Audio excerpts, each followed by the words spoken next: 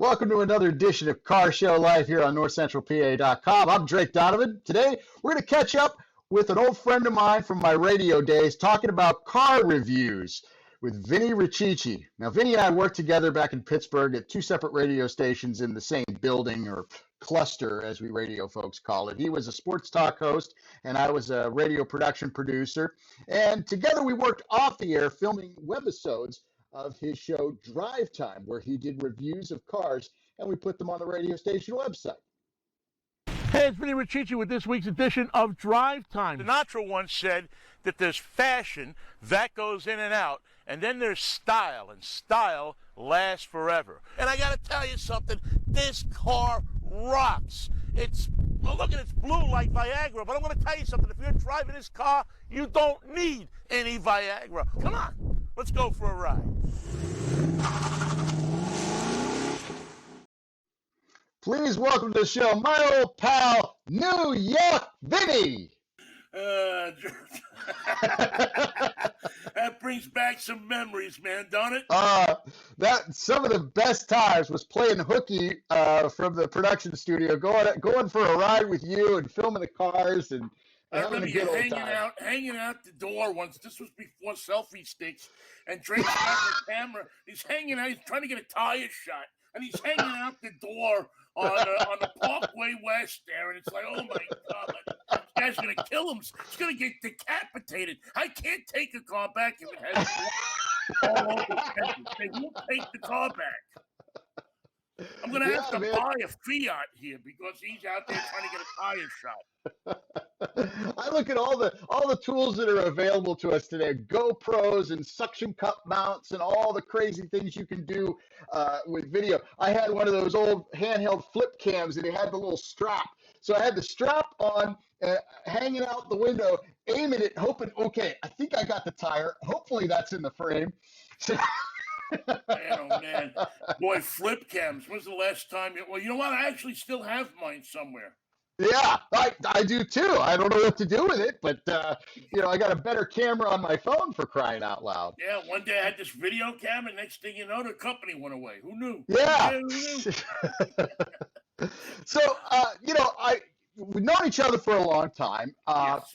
We used to hang out a lot. We took a road trip to New York City to go to the New York International Auto Show. Well, that was an unforgettable moment there. Yeah, 24 hours that I will never forget. But, I know you, yet I don't know you. So tell me a little bit about your background. I think I remember you saying your dad was a mechanic or had an auto shop. How did you get into cars, and how did you get into the car hobby?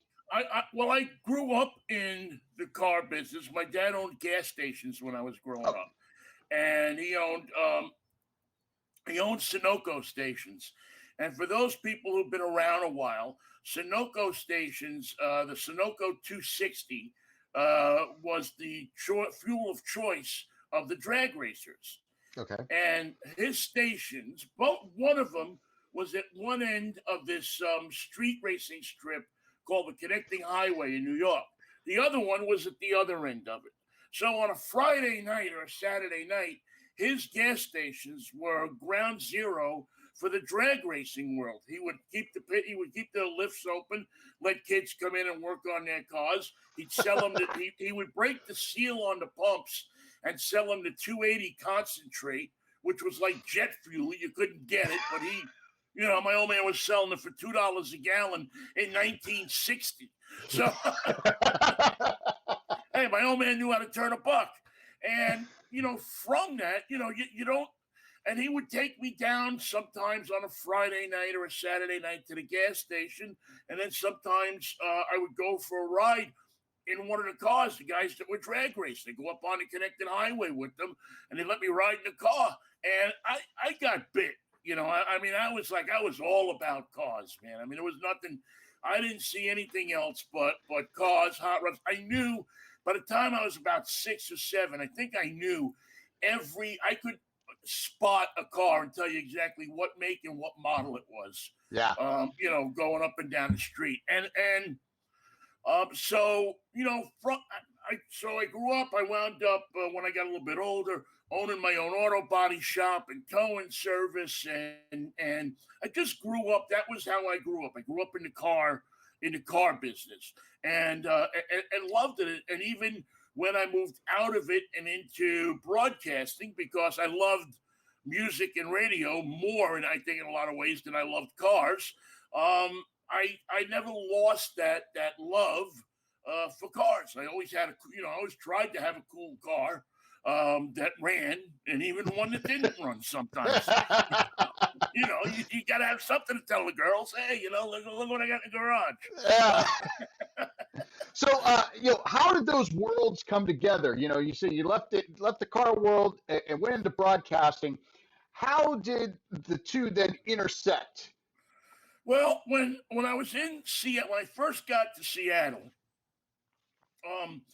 now for years I had known that there were garages, that the car companies kept press fleets, but I never could quite figure out, how do you crack that world? It was the guy, basically the guys that wrote for hot rod magazines and car reviews, and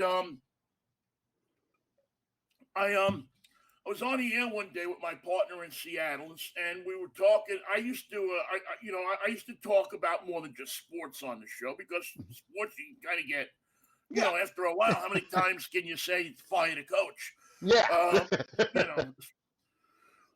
So we were talking about Corvettes. I was talking about my love for Corvettes one day on the air with my partner, who knows nothing about cars, who knew absolutely nothing, and.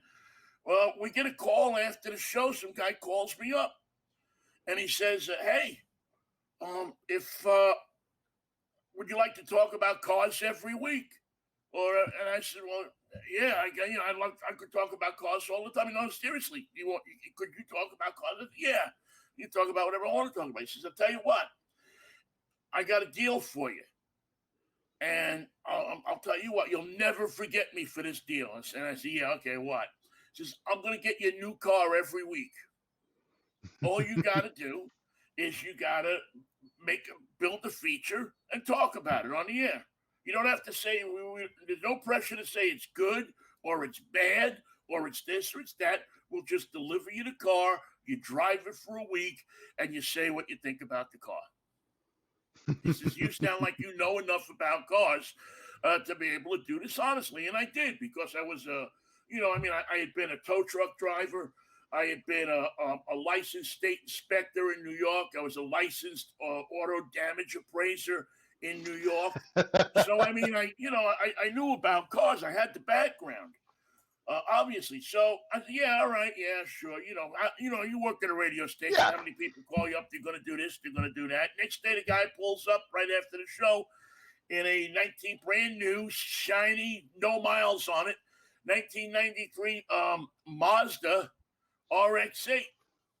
I said, "I'll be back next week for it." Doing, so Yeah, driving and not a station wagon, not an SUV, no, a nice little sporty little coupe, yeah. So I drove the car for a week. We on Friday morning we started doing this little thing called DriveTime. And we would just talk a little bit about cars, and then we would say, "Well, yeah, this week I'm driving this Mazda, and it's a great car. There's a couple of things I don't like about it. I'm a big fat guy, and it's hard to get in there sometimes. But but other than that, it's a great car. No ad for the car, no nothing. Just your honest opinion, like you're talking about the team or anything else." And so the next week he brought another car. And the next week, he brought another car. And the next week, he brought another car. And sitting outside of my driveway, I got a brand new 2021 Mercedes E350. So here we are. What is this? This is almost 2021. Yeah. And I've had a new car almost every week since then. And the show caught on. People liked the feature. They liked hearing about cars. Guys love to hear about cars. And I got this reputation as the guy who drives a new car every week. And I've had Baseball managers tell me about it. I had a U.S. senator once ask me about it. I've had all kinds of people from all kinds of walks saying that I have the best deal ever, and Yeah. it really is. I'm so blessed. I mean, I still see that guy, and still thank him for turning me on, because not only did he turn me on to the fact that you could mix the two, what I love, two things I love in the world, but he also showed me that you could make a show out of it, that there was much more to it than just driving a car, that you could literally do a car magazine or an automotive culture magazine on the radio. Yeah. That you didn't have to just do you could do interviews with people, and you could do a review, and you could do, I mean, we even do, and I really mix them up together because I do a thing called the Saturday Morning Cartoon. My show is on Saturday, and we do a song that's related to driving or your car, or like Rocket 88, Yeah. Oldsmobile, and we do one every week, and we call it our Saturday Morning Cartoon. So my loves of cars and music come together at that point. And Yeah. and so really it's a car culture magazine in spoken word. Yeah. And I'm the luckiest guy in the world, but that's how it started, with a phone call to the radio station of somebody who heard what I was talking about and said this guy would be good doing this. Yeah. Well, in my experience working with you, I mean, some of the stuff you came up with when you do these interviews, I laugh about to this day. The thing with Sinatra, talking about Sinatra and fashion, the difference between fashion and style. And we went down to the hotel. It was Pittsburgh Fashion Week. There was a hotel down the road from the radio station with a big banner, Pittsburgh Fashion Week. And so we took the little Nissan Cube, utility vehicle down there, and you had your fedora, and we were talking Sinatra and little Nissan Cubes. Last week I did a review for the Ford Expedition Platinum Max, which is one of the biggest things on the road today. And I did it in rap. because there are, people do, listen, my car reviews are not technical. You're not going to, I'm not doing Motor Trend. I'm not doing a Car and Driver. I'm not doing, Robert Comerford's designs and everything like that. I'm doing the guy next door's opinion. I'm a regular guy, and that's how I've always approached my whole career. I'm just a regular guy, lucky enough to drive a new car and be able to tell you about it. The technical stuff, I get into it a little more now because the technology is changing so rapidly as we go to electrics. But really, I'm just a guy that gets the car, and I want to make people. It's not about technical. It's about entertainment. Yeah. I'm there to entertain people. And you brought up another memory. We had a Range Rover the one time, and you talk about a vehicle loaded with technology, and we talked about how you're a kid, you just got drafted by a major league team, and you're going to the big show. You get that first signing bonus check. What do you buy? And we had the Land Rover there, and we took it out, little unfinished portion of the office park, and took it off. But away, you tied the sports radio station to the car and what people would think of the car in the moment. And I always liked that about the presentation you had. The regular guy aspect, how do I relate this, even the most luxurious, expensive vehicle that's six figures, but you found a way to make it relate to the average listener. Yeah, it's if you hit the lottery, this is the kind of car you're going to go out and buy. I had a Bentley a couple of years ago, and every couple of years I get a couple of Bentleys, and I did the same thing with that. I stood, where did I stand? I stood in front of the lottery office, and I said, And I was asking people. I said, if you win, is this the kind of car you would buy? Oh yeah. If you won, maybe I'd buy a Ford Mustang. All right, well you're an exception. Yeah. Oh yeah, I'd buy that. It's just you find the different thing. The way listen, Drake, it's like everything. You find the topic and you see how a good host always finds a topic and relates it to his audience. And that's what really what it is you find a topic, you look for something that relates. And, how many sports talk listeners, love Sinatra, think that Sinatra's the coolest guy, when they're going by on their satellite radio and they hit, what is it, 69 or 68 or whatever it is, they stop it seriously, Sinatra. I even got Nancy Sinatra following me on Twitter. Well, let's get a little bit into the nuts and bolts of being a car reviewer and how the media car process works. I mean, how do you get the cars? How long do you have them? What's the etiquette on how you pass a car along to another media reviewer, so on and so forth? Well, we get this. There's several public relations companies that deal specifically in cars. There are two major companies in the United States, or three really, that cover almost all of the metropolitan areas. And what happens is you get on this list, and they will start delivering you cars.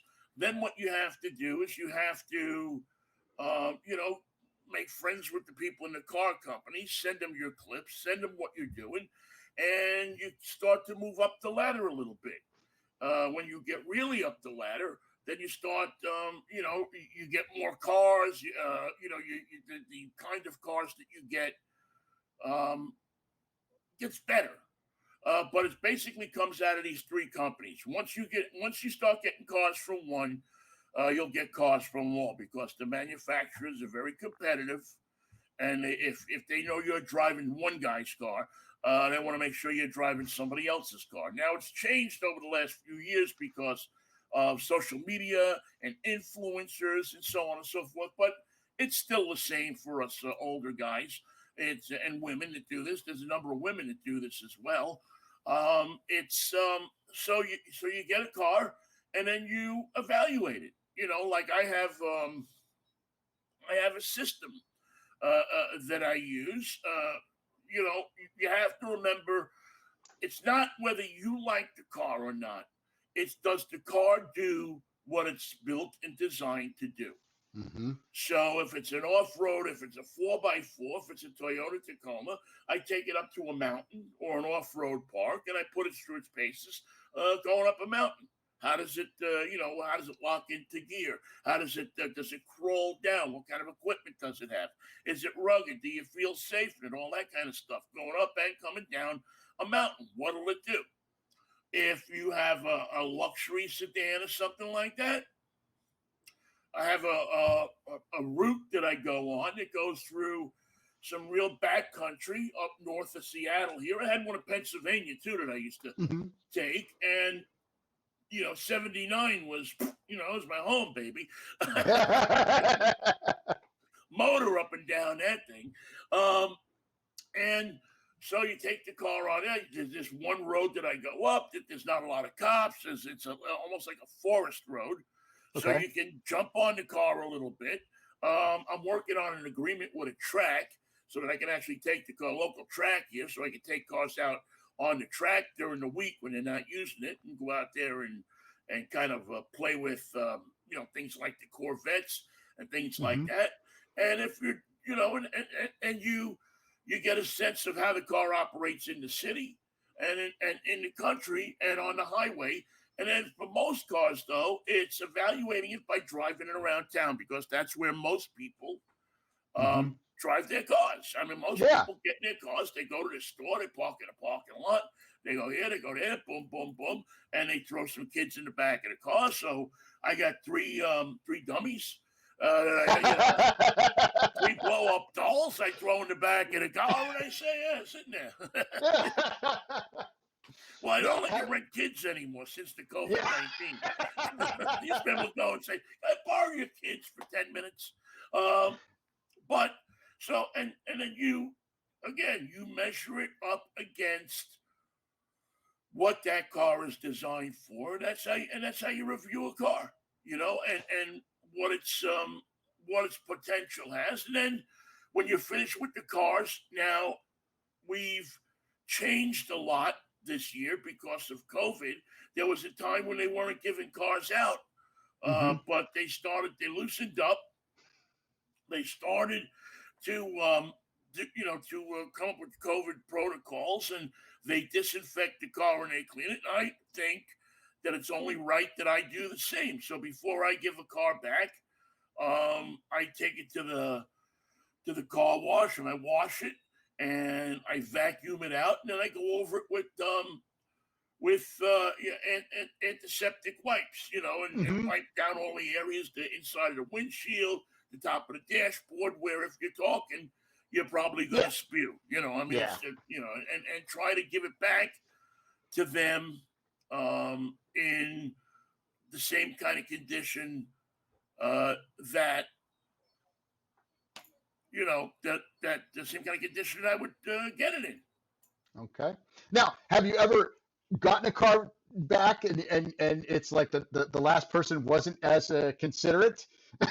Well, yeah. I mean, it's happened, but the companies usually won't let a car out. I mean, they'll clean a car. They'll take a car out of service Hmm. if it's that messed up. So it's not going directly from one reviewer to the No, next. It's no, no. going back to These that cars service. Okay. come clean and detailed and full of gas and oil checked, and the car's gone through. They even, as a matter of fact, a lot of manufacturers even dictate what radio station will be on the car when they give it to the reviewer. A lot of them, matter of fact, most of the cars you get are on watercolors. You know, Okay. the satellite radio thing. Most of the cars you get are going to be on that channel, on that station, because it's like non-offensive. They don't want to Yeah. offend any. It's all Yeah. about, Yeah. they want to make it so you don't get a bad review. And Yeah. if you leave it on ACDC and somebody is Ozzy's Boneyard or Ozzy's Boneyard, and somebody is a country western guy, maybe they'll take points off, because there are some finicky reviewers. There are yeah. some people who get pissed off about that kind of thing. Yeah. Well, have you ever bought a car based on having it for a week and been like, oh man, this is great. I got to have this. I personally haven't, but I have helped hundreds of people buy cars. Yeah. It's one of the things that I've actually started to do a lot more of is when people want to buy a car, I help them out, and I say, Hmm. okay, what are you looking for? Put them through, because I've driven everything, and I've actually charged people to do that, to be their consultant, because I've driven all these cars. I know what works great for a family, what works great for an individual, if they're looking for a sporty car but economical, and almost all the cars that I've recommended to people, I've driven. Hmm. The closest I guess I've come to that is my ex-wife. I put her in a Subaru Forester because for what she was looking for, that was probably the closest that I was going to find that fit. She wanted something that she could put stuff in from a flea Hmm. market. She wanted something with a lot of safety equipment because she's getting older and she's not the best driver in the world anyway to begin with. So I wanted to make sure that she had, she's my ex-wife, but I don't want to see her get hurt. Yeah, So, yeah, yeah, yeah. She may so be your ex-wife, but you still shared the love with the Subaru. yeah. So I got her into a Subaru, and that's worked out real well for her. So yeah, I mean, I haven't personally.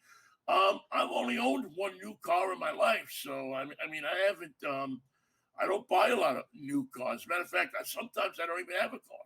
I Yeah. don't need one. Matter of fact, I just recently bought a car. But I bought a 2000 Toyota Celica. You know, it had like 18,000 miles on it. Somebody I knew had it, Yeah. and they had it sitting in their garage. And I said, "Well, how much you want for this thing?" And I bought that. Because I don't need Yeah. to make payments or anything like that. I mean, like I say, I haven't. You know, I basically keep it so that if something happens, or you know, that I have a car to use.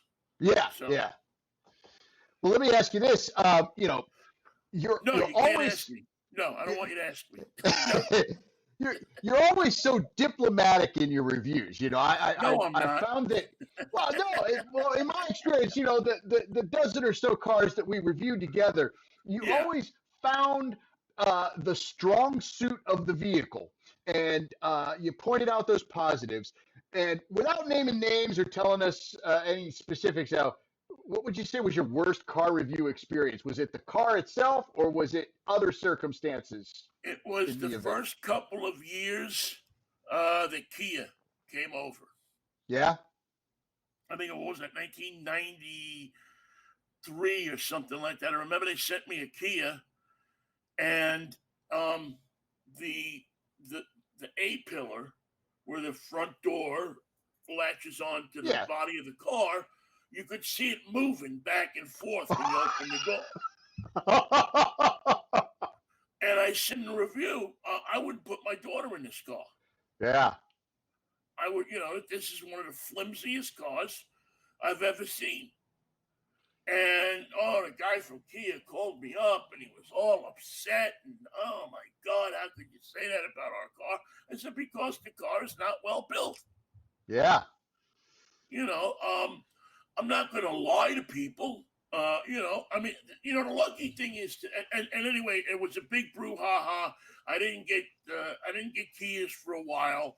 Then kind of the management there changed, and we talked it out, and I got back Mhm. into Kias. And I will say now that I have recommended several people to buy Kias.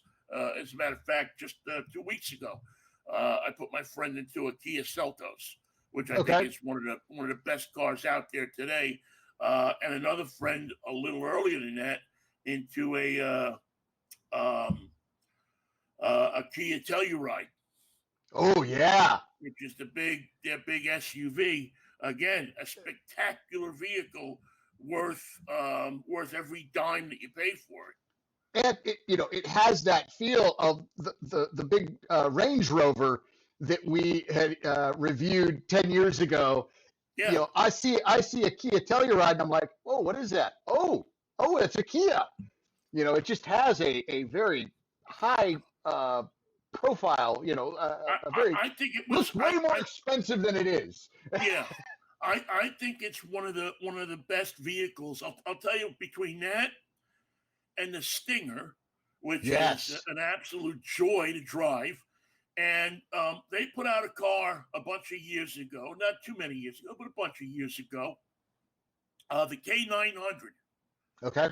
And so it's their huge, large, big Mercedes, BMW, big BMW fighter luxury car. Yeah. And it was a spectacular car. It was, if the car would have said Mercedes on it, it would have been $120,000 car. But it said Kia on it, and they couldn't sell them. And they were, you know, the MSRP I think was around $66,000. Yeah. But it was a great car. But nobody bought them because, you know, we're tied into. And I recommended. I wrote an article about it for a website and said, if you're an Uber driver or a Lyft Mhm. driver, this is the car you should go buy, because Yeah. Uber or Lyft drivers get, if they have that kind of car, they make more money.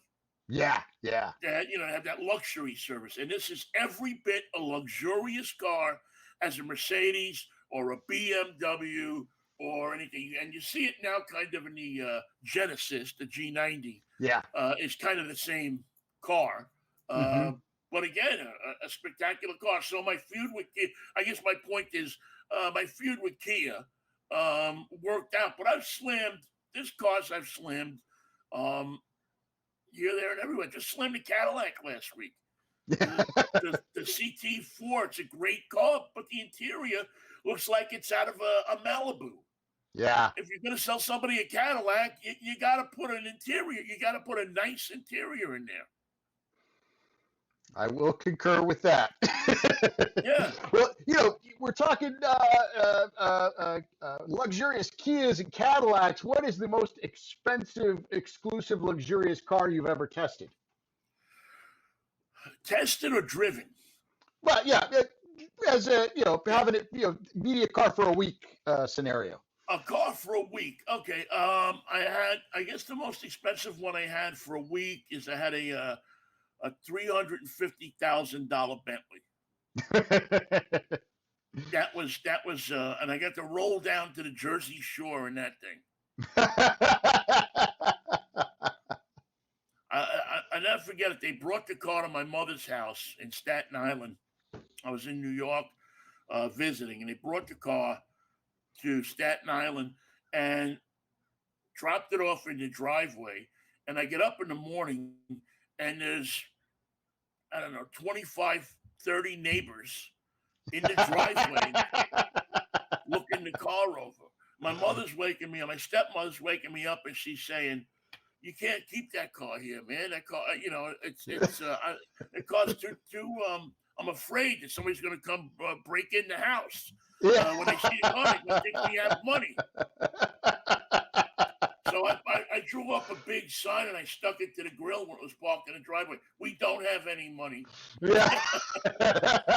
It's a loaner. It's a loaner. Well, but I remember. She was afraid of that thing. Hey, yeah. Speaking of that, any cars that you've driven that have scared you? Like this is too much power. Well, let's see. I drove the $2 million the Veyron. Yeah. The $2 million Bugatti. I didn't scare me, but I was like, you know what? I definitely don't want to park this thing out on the street. Yeah.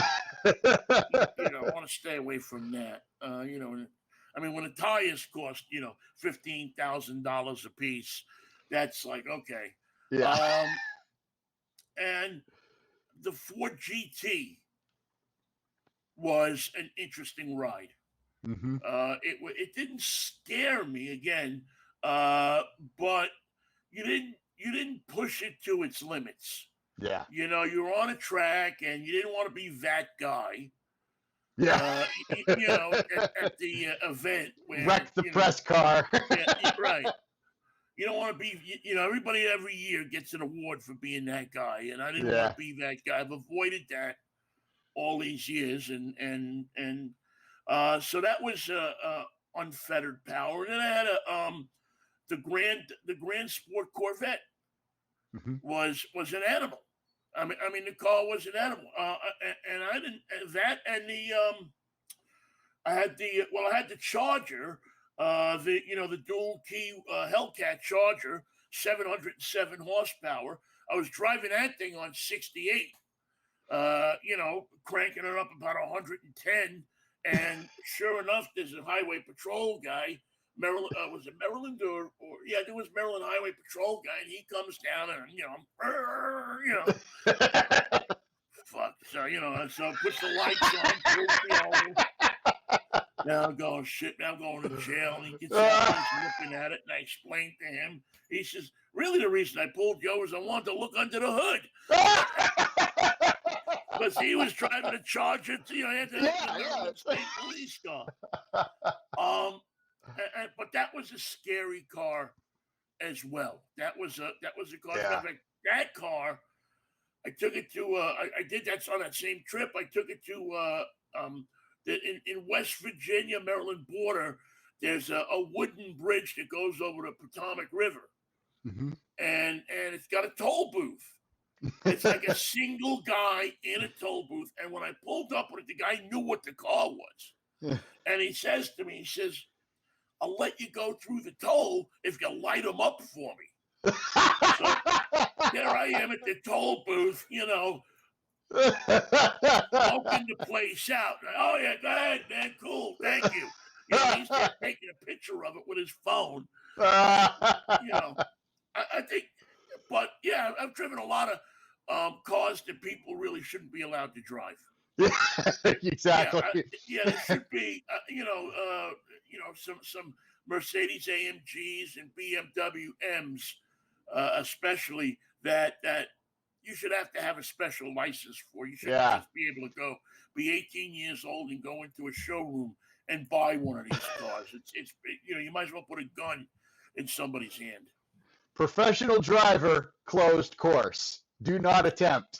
And you always listen to that. So I remember you having a Corvette in El Camino. Yes. Do you still have them? No, I lost my Corvette, my El Camino, and my wife all in one fell swoop. So you don't have any kind of collector car these days, just the 2000 Celica. Just the Celica, which actually is kind of a collector's car. Well, with less than 20,000 miles on a 21-year-old car. Yeah, it's really. I've been looking. There's a couple of cars a couple of things I've been looking at that I've I regularly peruse America's Car Porn, bring a trailer, and and look to see. There'll be something that'll show up. I'm really kind of interested in. I had one of these back in the 70s, and I absolutely loved it. I would love to find like a 71 or 72 BMW 2002 or a 1600, something like that. It was a fun car to drive. When it was set up right, and I had one, and I loved it. It was orange, and it got looks. Before BMW was cool, when not a lot of people knew what BMW was. So I'd love to find one of those. Or I'll probably get back into a Corvette at some point. Probably, I don't think it'll be a C1 or C2. I'll probably go for something a little newer. Who knows? I I loved the new Corvette. Yeah. I absolutely love that car. And I'll tell you what, at 70 grand, it's probably the best buy, pound for pound, of any car out there. It really is a spectacular car, and it's going to be a monster in the Z06 and the and the Grand Sports and the other configurations that they're going to come out with it. But just the plain, off the showroom floor Corvette with 500 horsepower and a spectacular system in it, mid-engine is all the car I need. People stop and stare at it no matter what it is. Yeah. Well, if people want to get your reviews and listen to your show, where can they find you? I'm on podcast on Apple and Stitcher and all the different wherever great podcasts are sold. At DriveTime Radio with New York Vinnie, and you can also listen to the show on Saturday morning. It's 11 o'clock Pennsylvania time, 8 o'clock here in Seattle, where I'm based now. And that is at www.1150kknw.com. You can find it there. We do it live. And also, my website is www.drivetime-radio.com. We're improving the website. I'm working on it right now. I don't have all the reviews and stuff on there, but a friend of mine and I are working on it to get it up. We have our beta thing going, and we'll probably have it up in a week or so up there where people can get the reviews. They can listen to old shows. I write articles on there about different car things because we do, we listen. I'm a car culture freak, and I love to talk about the things that used to happen, things like, Ed Big Daddy Roth and George Barrett's. Yeah. That time when cars ruled culture. Yeah. That 60s, 50s, and 60s and 70s California time before cars got bad, when cars were good, and now because cars are good again. Yes, they are. And I'm really excited. There's another project I'm working on. I'll tell you quickly about electric cars. As a Mm-hmm. matter of fact, we're developing a second show that will that's going to do solely with electric cars, electric car culture. There is an electric car culture. The Tesla people are a cult, Yeah. and with General Motors, I don't know if you heard this week, they announced they're coming out with 40 electric cars in the next 5 years. Yeah. So it's all going to be electric down the road. So get in on it now and don't be afraid of it because they're really cool and they Yeah. really go fast. And Well, you don't have to tell me. During the pandemic, I got into radio controlled cars. I was a big RC car kid when I was 12, 13, 14 years old. And, I got my license. I got a real car and moved on from it. But the battery technology has changed to the point that I used to race these things. You may get 8, 10 minutes out of a battery charge. Takes you another hour to charge it up. I bought an RC crawler 4x4 pickup truck. It'll charge in about an hour, and I'll get an hour and 15 minutes of runtime out of it. And I'm chopping through the woods and crawling over fallen logs and stuff and driving it through streams, and it's waterproof. And so I'm looking down the road, and there's a lot of rumors that my beloved Camaro is going to end up as one of those new electric cars coming from GM in the first couple of years. And I'm on board. They're fast. We drove that Chevy Volt together. We reviewed the Volt, and the Volt is slow. And compared to other cars, electric cars. Now, I mean, I drove. What did I drive? I drove something recently, and I mean, it pinned me back in the seat. Yeah. It literally pinned me. And the Mustang, the Mach E that's coming out is going to be, well, wait, you see the Bronco. Yeah. You see the electric Bronco. It's going to blow you away. Yeah, I'm not a Ford guy, but that Bronco, that was one of the first stories we did on the Car Show Life video show here, talking about the launch of the Bronco. And, those things in the collector car world, you see them at auctions, whether they're stock or they're modified. The first generation Bronco is a huge draw, and Ford definitely got it right with that. Yeah. And I'm going to be excited to see them once they get on the road and what the aftermarket does with them too, because like Jeeps, these things I think are going to be selling like crazy, and they're going to be modified and customized to the hilt. They're iconic, man. I mean, they're just, you look at one, you know exactly what it is the minute you see it. There's no question in your mind that you're looking at a Bronco. If you're a car, even if you're an average, even if you're not really into it like we are, but you're somebody who, you kind of check it out. You're into, you know what that car is. It's like, there's certain cars that you look at and you know what it is right away.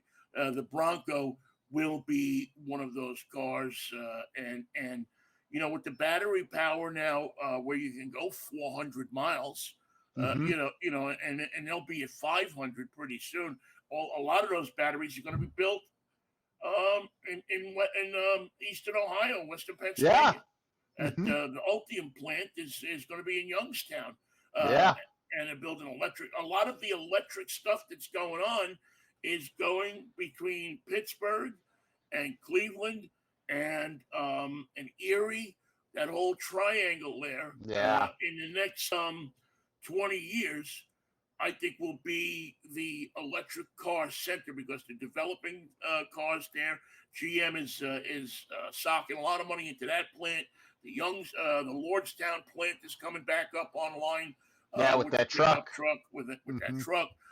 There's other. I think that's going to be the center of battery technology and a place where a lot of good stuff comes out of it. In Pittsburgh, you got the autonomous. Carnegie Mellon and all that. Yeah. They're all doing autonomous cars. So interesting stuff. I hope that stuff maybe brings you from Seattle and can and pull me away from Williamsport. Maybe we can meet in that Western PA, Eastern Ohio triangle someday soon. You never know, man. I would love to see him. Now you're gonna have to. Now you got to pay me back for this. You got to come on my show sometime soon. We gotta Absolutely. talk about your website, man. We got to Absolutely. We got to make sure that we get the back and forth. Sounds good, buddy. Well, thank you for being here. I really appreciate it. My best to you. Have a happy Thanksgiving, happy holiday season, and let's get together again soon. You too, Drake. It's so good to hear your voice. And by the way, if you happen to be listening to this as one of my DriveTime people, when you hear the show open, this is the voice that you hear. I still use your show open. I've used it for, this is, and he knows I never paid him for it, but he did it. He did it as a favor, and so this is. If you need voice work, this is the guy you ought to talk to. Car guys helping out car guys, right? Good to see you, man. Good to see you too, buddy. Take care. All right, take care, Drake. All right. Give Car Show Life gifts, and Car Show Life gives back. For every purchase made until January 1st, 2021, Car Show Life will donate 50% of our net profit to your car club's charity, apparel, accessories, custom design show boards, custom car art. Give gifts that give back with Car Show Life. As we get closer to Christmas, Car Show Life's been trying to help out those charities in need that have missed out on funding through charity car shows that were canceled with this abbreviated 2020 car show season. So now through January 1st, 2021, Car Show Life will donate 50% of every purchase to your car club's charity. So when you go to carshowlife.net/shop and you do the checkout, you'll be able to put your car club charity in there or your car club affiliation, and we'll find out what the charities are and donate half to that charity. And if you don't have a car club, but you want to get some gifts for friends, we're going to make a donation to probably Feeding America will be our signature charity from Car Show Life. And so we'll do that through January 1st, all of our show boards, all of our apparel, custom car art, accessories. They all make great gifts for car guys and car gals. And if you are a car guy or car gal, you can start dropping some hints to your loved ones. Remember, carshowlife.net/shop. Now you can follow me on Facebook and Instagram at Car Show Life, back in, hood up. You can also email me directly at info@carshowlife.net. And you can always leave a comment here at NorthcentralPA.com. Thanks to my guest, Vinnie Richichi from DriveTime Radio. A big thank you to Phoebe Freer for her production assistance and everyone at North Central PA Media. My name is Drake Donovan. Go out and live that car show life. Back in, hood up. See ya.